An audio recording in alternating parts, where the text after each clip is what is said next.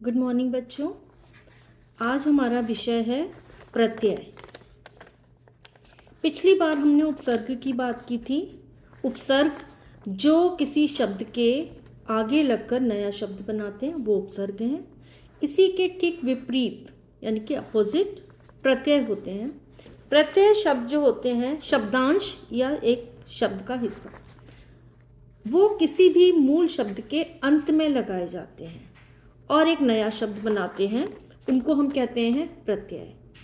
अब जैसे मैं एक उदाहरण लेती हूँ, हम कहते हैं ना नेहा बड़ी लड़ाकू है, या वो बच्चा तो बहुत पढ़ाकू है ना? तो ये पढ़ाकू शब्द जो है पढ़ प्लस आकू से बना है पढ़ाकू।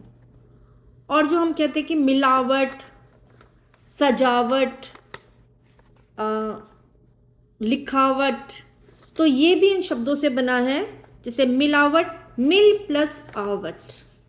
मिल मूल शब्द है, पढ़ मूल शब्द है, और इनके अंत में ये जो लगे हैं इनको हम कहेंगे प्रत्यय। अब देखिए, पढ़ के साथ आकू लगा तो बना नया शब्द पढ़ाकू, है ना, संज्ञा शब्द बना। ऐसे मिल के साथ आवट, लिख के साथ आवट लिखावट, सज के साथ आवट सजावट। हम आगे और उदाहरण भी देंगे। तो ये नया शब्द बना मिलावट। ठीक है, तो ये हिंदी में हम कहेंगे प्रत्यय शब्द जो किसी मूल शब्द के अंत में, ये एक वाक्य एक अंश होता है, शब्दांश जिसे हम कहेंगे, अंत में लगता है और नया शब्द बनाता है, इसे हम कहेंगे प्रत्यय। अब हिंदी में दो तरह के प्रत्यय हैं। ठीक है, आप पढ़ेंगे। प्रत्यय के दो भेद हैं। पहला है कृत प्रत्यय और दूसरा है तद्धित प्रत्यय। अब ये प्रत्यय क्या है, बहुत मुश्किल नहीं है। जब हम पढ़ते हैं हमें कई बार लगता है बहुत कठिन है इनको याद करना, बट ये बहुत मुश्किल नहीं है। कृत जो बना है, कृत शब्द से जो है, इसका मतलब है कि इनसे बने शब्दों को हम कृदंत भी कहते हैं। आपने किसी बुक में आपने कृदंत शब्द भी पढ़ा होगा।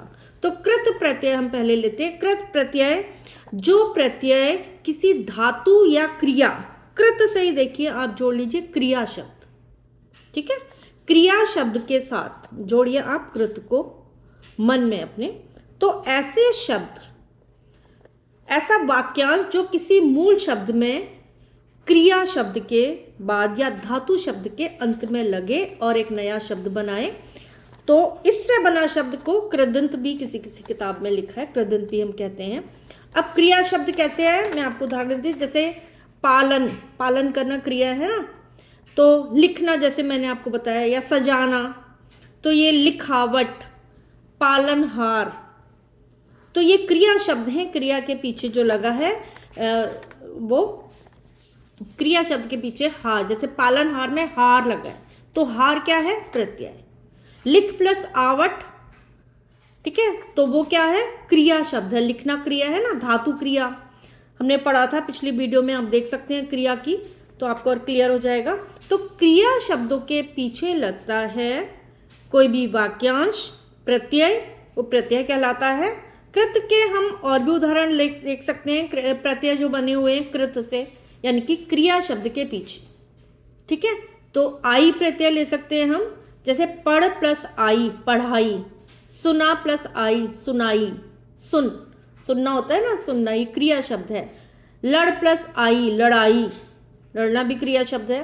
तो आई प्रत्यय है कृत का उदाहरण। इसी के उदाहरण पर हम चर्चा कर रहे हैं, कृत प्रत्यय। आहट, जैसे घबराहट, घबरा प्लस आहट, चिल्ला प्लस आहट चिल्लाहट, मुस्कुरा प्लस आहट मुस्कुराहट। ऐसे ही आहट के अलावा आवट, जैसे सजावट, मिलावट, दिखावट, मैंने आपको उदाहरण दिए थे ना, वो भी क्रिया शब्द के हैं।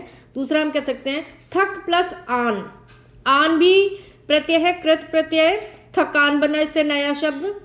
ऐसे ही आवा, आवा प्रत्यय है, क्रिया कृत प्रत्यय। कैसे, जैसे छल प्लस आवा छलावा, ठीक है, दिख प्लस आवा दिखावा, चढ़ प्लस आवा चढ़ावा, कहते हैं ना मंदिर में चढ़ावा आया है, इतना चढ़ा है, तो चढ़ प्लस आवा चढ़ावा। तो ये है हमारे कृत प्रत्यय। दूसरा प्रत्यय क्या है, तद्धित। ये देखिए, संज्ञा सर्वनाम या विशेषण शब्दों के पीछे लगता है जो, और एक नया शब्द बनाता है, उसको कहेंगे हम तद्धित प्रत्यय। ठीक है, ये प्रत्यय के उदाहरण जैसे धन प्लस आई।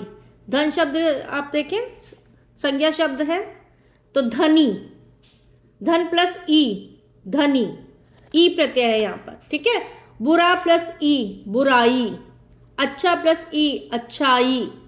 तो ये है हमारे तद्धित प्रत्यय। हम और उदाहरण देख लेते हैं तद्धित प्रत्यय के, जो संज्ञा सर्वनाम और विशेषण शब्दों के पीछे लगते हैं और एक नया शब्द बनाते हैं। जैसे इन प्रत्यय, धोबिन, लुहारिन। आहट प्रत्यय यहाँ भी है, घबराहट, चिकनाहट। आहट प्रत्यय संज्ञा या सर्वनाम शब्दों में जब लगता है। ठीक है, कड़वा विशेषण है ये, कड़वाहट, कड़वा विशेषण है ना, कड़वाहट, चिकना, चिकनाहट विशेषण शब्दों के पीछे लगा तब। अब ये ध्यान रखें, आवट यहाँ भी है, आवट यहाँ भी है। कृत प्रत्यय में जब वो क्रिया शब्द होगा के पीछे लगेगा, और यहाँ पर जब वो विशेषण के पीछे लगा। ठीक है, या संज्ञा या सर्वनाम के। ई का मैंने उदाहरण आपको दिए थे, धनी, ऐसे हम क्रोधी देख सकते हैं, क्रोध प्लस ई, लोभ प्लस ई, लालच प्लस ई, है ना, लालची, लोभी, क्रोधी, धनी। ऐसे हम ले सकते हैं, जैसे आपने सुना होगा पंजाबी, बंगाली, मद्रासी, है ना। तो ई प्रत्यय जोड़कर हमने नया शब्द बनाया।